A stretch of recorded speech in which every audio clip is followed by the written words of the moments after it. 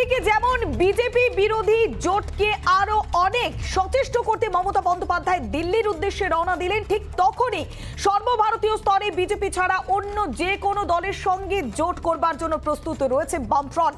এমনটাই কিন্তু জানালেন বামফ্রন্ট চেয়ারম্যান বিমান বসু। অন্য যে কোনো দলের সঙ্গে লড়তে তারা রাজি রয়েছেন, বিজেপি বিরোধী যে কোনো দলের সঙ্গে তারা লড়বেন, এমনটাই কিন্তু বলছেন বামফ্রন্ট চেয়ারম্যান বিমান বসু। যা এক কথায় ইঙ্গিতপূর্ণ মন্তব্য, তার বলার অপেক্ষা থাকছে না, কেননা আমরা দেখতে পাচ্ছি যে বিজেপি বিরোধী জোট কিন্তু ক্রমাগত সক্রিয় হচ্ছে, বিভিন্ন জায়গায় সেই বার্তাই কিন্তু দেওয়া হয়েছে। তবে এবার সর্বভারতীয় স্তরে বিজেপি ছাড়া অন্য যে কোনো দলের সঙ্গে জোট করতে তারা প্রস্তুত, এমনটাই কিন্তু স্পষ্ট করেছেন বামফ্রন্ট চেয়ারম্যান বিমান বসু।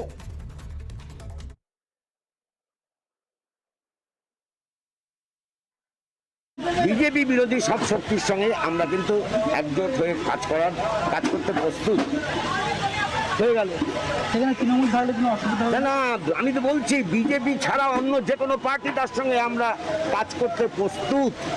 কাশ্মীর থেকে কন্যাকুমারী, কচ্ছ থেকে কোহিমা পর্যন্ত। এরপরে আর কিছু কথা আছে? আমরা সরাসরি যাব, আমাদের প্রতিনিধি বিট্টু রয়েছে আমাদের সঙ্গে। বিট্টু, একদিকে মমতা বন্দ্যোপাধ্যায় বিজেপি বিরোধী জোট তৈরি করবার জন্য, জমি প্রস্তুত করবার জন্য দিল্লি যাচ্ছেন, আবার অন্যদিকে বামফ্রন্ট চেয়ারম্যান বিমান বসু তিনি স্পষ্ট বললেন সর্বভারতীয় ক্ষেত্রে বিজেপি ছাড়া অন্য যে কোনো দলের সঙ্গে একসঙ্গে কাজ করতে প্রস্তুত। এক কথায় ইঙ্গিতপূর্ণ মন্তব্য। সেক্ষেত্রে তো বিজেপি বিরোধী জোট ক্রমাগতই সক্রিয় হতে চলেছে।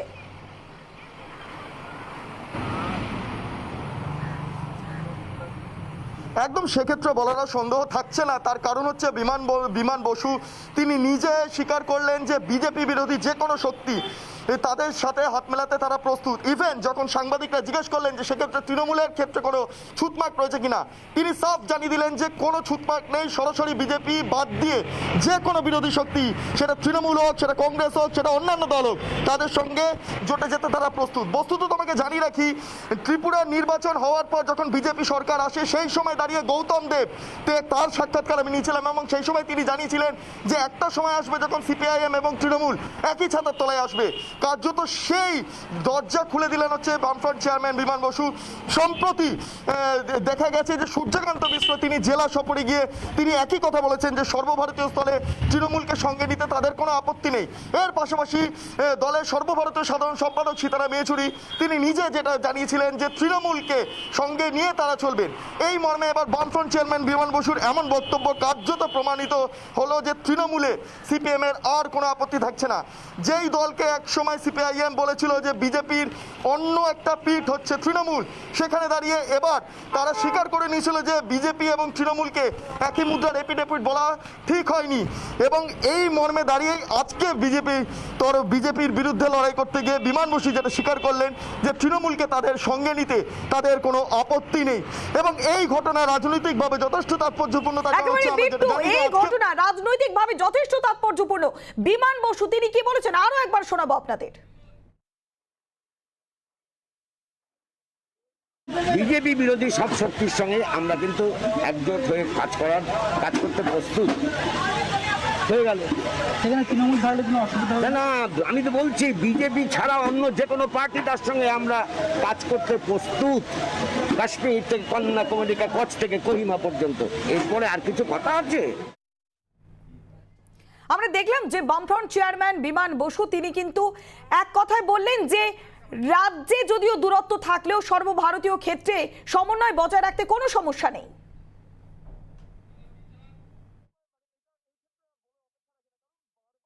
আমরা কারোর সঙ্গে সম্পর্ক ছিন্ন করছি না, কিন্তু অন্যেরা যদি আমাদের সঙ্গে সম্পর্ক ছিন্ন করে তাহলে আমাদের করার কিছু নেই। আমি তাই বলছি, আমাদের সঙ্গে যদি সম্পর্ক ছিন্ন করে তাহলে আমাদের করার কিছু নেই। আমরা ধরতে যাবো না, তা আমাদের ছেড়ে যাচ্ছ কেন? আমরা নিজেদের থেকে কোনো সম্পর্ক ছিন্ন করব না। যদি কেউ সম্পর্ক ছিন্ন করে সেটা আমাদের দায় এবং দায়িত্ব না। আমরা সরাসরি যাব, নিউজ রুম থেকে রয়েছে আমাদের senior news editor Anirban Sinha. Anirban, একটা বিষয় পরিষ্কার যে বিমান বসু তিনি স্পষ্ট করলেন সর্বভারতীয় ক্ষেত্রে বিজেপি ছাড়া অন্য যে কোনো দলের সঙ্গে একসঙ্গে কাজ করতে প্রস্তুত তিনি। তৃণমূল কংগ্রেসের যখনই নাম উচ্চারণ করা হয় তিনি স্পষ্ট উল্লেখ করলেন যে একেবারে বিজেপি ছাড়া অন্য যে কোনো দল, সেক্ষেত্রে কোনো দ্বিধা বিভক্ত বা কোনো রকম কনফিউশনের কোনো জায়গা নেই। তবে যখন কংগ্রেসের বিষয়টি সামনে আসছে তিনি কিন্তু বললেন যে আমরা ছাড়ছি না, কেউ যদি আমাদের ছেড়ে চলে যায় সেক্ষেত্রে আমাদের কিছু করার নেই। তাহলে কি অন্য একটি দিকে ঝুঁকতে চাইছে বামফ্রন্ট, অর্থাৎ কংগ্রেস ছেড়ে তৃণমূলের দিকে কি ঝুঁকতে চাইছে তারা? নিশ্চিতভাবে কংগ্রেস ছেড়ে তৃণমূলের দিকে ঝুঁকতে চাইছে, এই কথাটা হয়তো এখনই বলার সময় আসেনি। তবে একটা কথা বলাই যায় যে এতদিন ধরে জল উঁচু জল উঁচু জল উঁচু বলার পর জল নিচু বলতেও তো একটু সময় লাগবে। আপাতত তৃণমূল প্রসঙ্গে সিপিএমের অন্দরে যে জল সেটা মাঝামাঝি বইছে, অর্থাৎ বিজেমূল তত্ত্ব খারিজ হয়েছে, তৃণমূল একেবারে অচ্ছুত। এখান থেকে আপাতত সিপিএম এই নেতৃত্ব এই জায়গাতে আসতে পেরেছে, এই রাজ্যের নেতৃত্ব অন্তত এখানে আসতে পেরেছে যে সিপিএমের সঙ্গে সর্বভারতীয় ক্ষেত্রে অন্তত পাশাপাশি চেয়ারে বসা যায়। আপাতত অপেক্ষা আরো 3 বছর। তুমি আমাদের সঙ্গে থাকো, আমাদের সঙ্গে এই মুহূর্তে রয়েছে তৃণমূল মুখপাত্র কুণাল ঘোষ। কুণাল বাবু, স্বাগত জানাবো রিপাবলিক বাংলায়।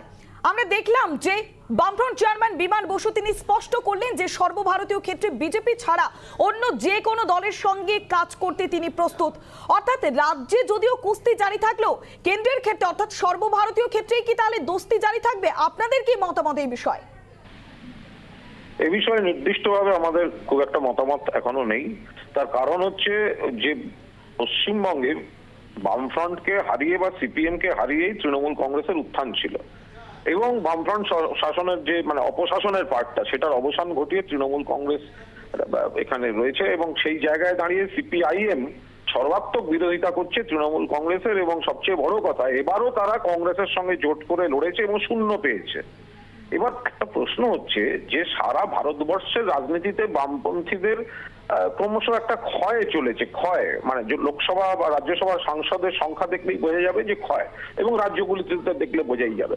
আর বিজেপির বিরুদ্ধে মূল লড়াই কে দিতে পারে এবারের এই বিধানসভা নির্বাচনের পর আরো বড় করে একটা প্রতিষ্ঠিত হয়ে গেছে তৃণমূল কংগ্রেস।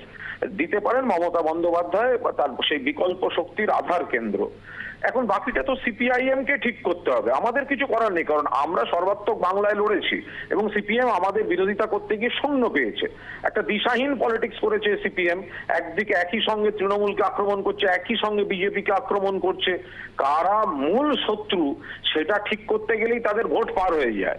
ফলে তারা কখন কি বলেন তারা নিজেরা ঠিক করুন, আমরা খুব বাড়তি গুরুত্ব দিয়ে বিষয়টা দেখছি না। আমরা আমাদের লড়াই লড়ছি, সেখানে যদি এই সাম্প্রদায়িক শক্তিকে অগণতান্ত্রিক শক্তিকে একেবারে কুণাল বাবু আমাদের সঙ্গে নিউজ রুম থেকে রয়েছেন senior news editor Anirban Sinha. Anirban, তোমার প্রশ্ন। কুণালবাবুর কাছে আমার একটাই প্রশ্ন, দীর্ঘ সাংবাদিকতার যে অভিজ্ঞতা কুণালবাবু, আমি সেখান থেকে আপনাকে প্রশ্নটা করছি। আপনার তো জানা যে ৭৭-এ জনসংঘ এবং ৮৯-তে বিজেপিকে সঙ্গে নিয়ে কংগ্রেস বিরোধিতা বামেদের, এবং তারপরে ৯৬-এ সেই বিজেপিকে আটকাতেই সর্বাত্মকভাবে নিজের দলের জ্যোতি বসুকে প্রধানমন্ত্রী হতে না দিয়ে দেবগৌড়া এবং তারপর আইকে গুজরালকে সমর্থন। আমার প্রশ্ন কুণালবাবু, ২০১৬ থেকে এ রাজ্যে বিজেমূল তত্ত্ব আমরা আসতে দেখেছি।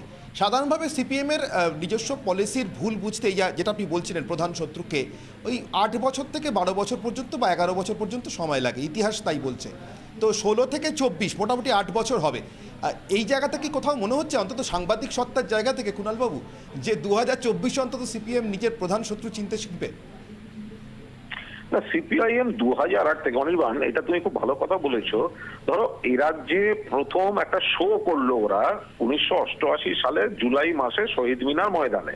মাঝখানে ভিপি সিং, একদিকে জ্যোতি বসু, একদিকে অটল বিহারী বাজপেয়ী, প্রথম বিজেপির পদার্পণ বড় করে পশ্চিমবঙ্গে বামফ্রন্টের হাত ধরে অন্ধ কংগ্রেস বিরোধিতা থেকে।